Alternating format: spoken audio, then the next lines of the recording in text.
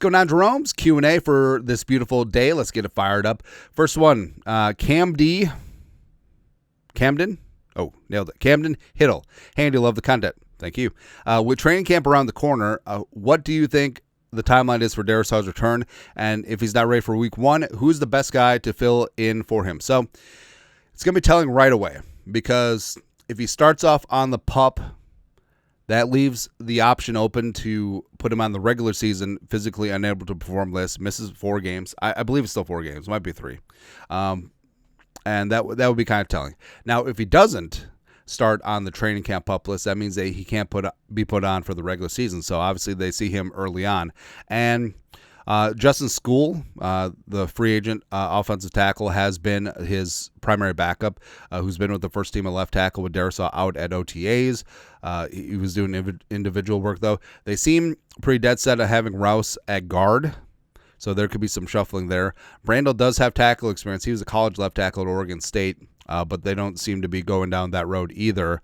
And schedule-wise, maybe he's out week 1 against the Bears. Maybe he returns for one of the 2 home games, week 2, week 3. I don't know. But I trust Kevin O'Connell. I trust this health staff that he won't be back until he's 100%. And Darrisaw can resume and just be the best left tackle in the game. There you go. Next, SCK Prods. Vikings will have 3 Thragleza 1,000-yard receivers, and the critics will still say the offense is bad because of J. McCarthy. So McCarthy has at least 3,000 yards passing. There we go. And I was actually thinking, that's got to be rare, right? Apparently it's happened 5 times in history. Last one was 2008. The Cardinals made the Super Bowl. Larry Fitzgerald just went off in those playoffs, man. The pride of Holy Angels Academy. Let's go. So Fitz, Bolden, and Breston each had 1,000-plus yards. Larry had 1,431. It's pretty damn good. 2004 Colts, who lost to the Patriots, I think, and the Patriots won the Super Bowl, beat the Eagles, I want to say. Or, no, they beat the Panthers. Yeah, but Harrison, Reggie Wayne, Stokely. People forget Brandon Stokely, man. 95 Falcons, not the 98 Falcons. 95 Falcons. Eric Metcalf was a dude, man.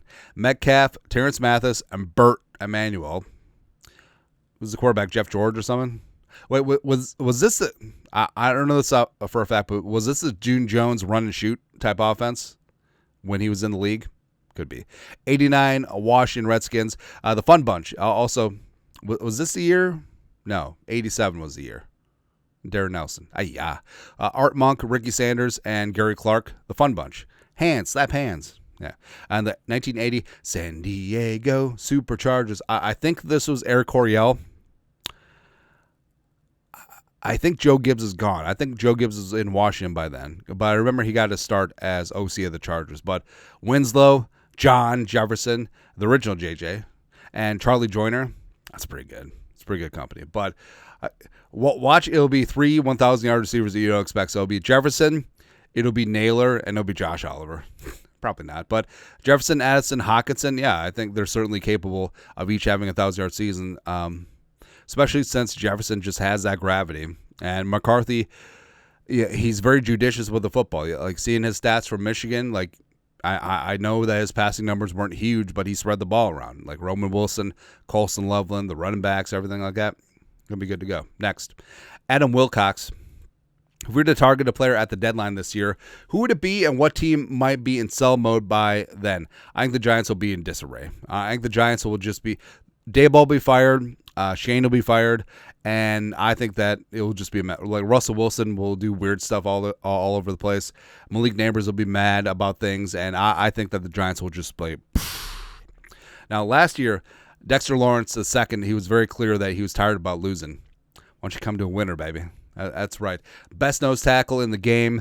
One of the best pass rush D linemen in the game. Sexy Dexy. Hey, Harrison Phillips, I love you, man. I love you, man, but we're adding sexy.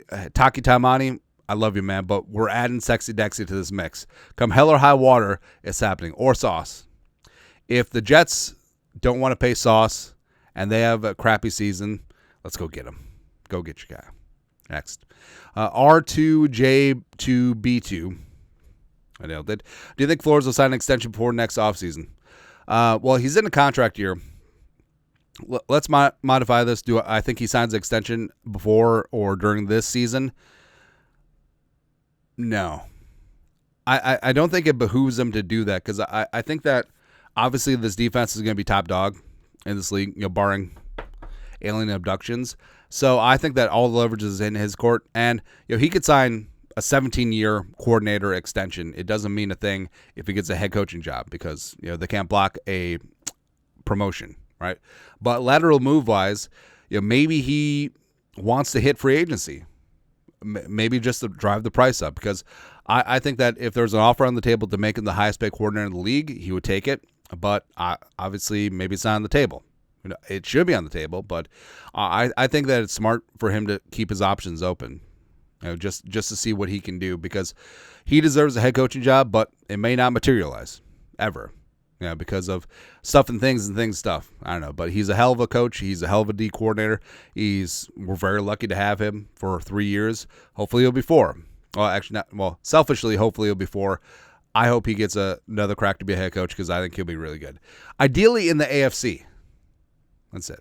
Next, or lastly, Jesus loves you forever and ever. You talked about how moving on from Kurt actually had a surprisingly large impact on the league and the situation of many different teams. If Kirk hadn't left, the Seahawks wouldn't have Darnold because he wouldn't have come here, had the breakout season. Raiders wouldn't have Geno. And the Falcons are in cap hell situation. In my opinion, the Rams' first round pick they got from the Falcons will likely be in the top 10, maybe in the top 5 pick. Ooh, spicy. What is your butterfly effect in Vikings history? And what's your favorite league-wide, non-Viking specific butterfly effect story? So, specifically Vikings.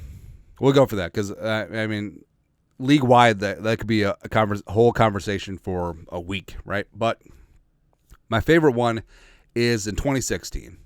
So before Teddy's knee exploded, Heineke was actually rising on up, a solid backup quarterback, like with the pride of Old Dominion, looking good in camp, looking good in training camp. And I think that he would have been quarterback 2 if he didn't put his foot through a glass door, severing foot tendons, putting him on IR, right?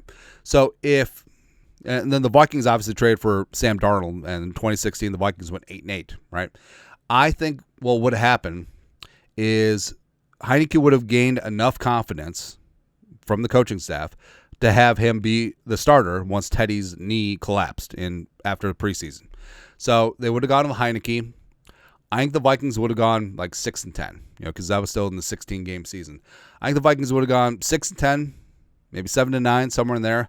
And they would have they would still have their first-round pick, which ended up number 14, which went to the Eagles, and they took Derek Barnett out of Tennessee, who caused a strip sack in 38-7.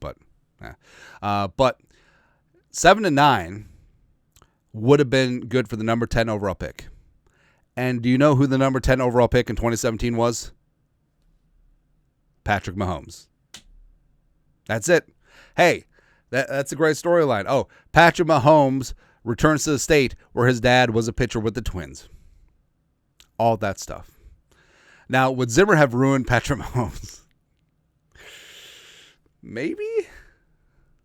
We don't know. But that's certainly a butterfly effect moment where, again, if Heineke didn't put his foot through that door, the Vikings might have ended up with Patrick Mahomes. That's all. That's it. That's it. Anyways, you guys are the best. You guys are the absolute best. You know what to do. Skull production value.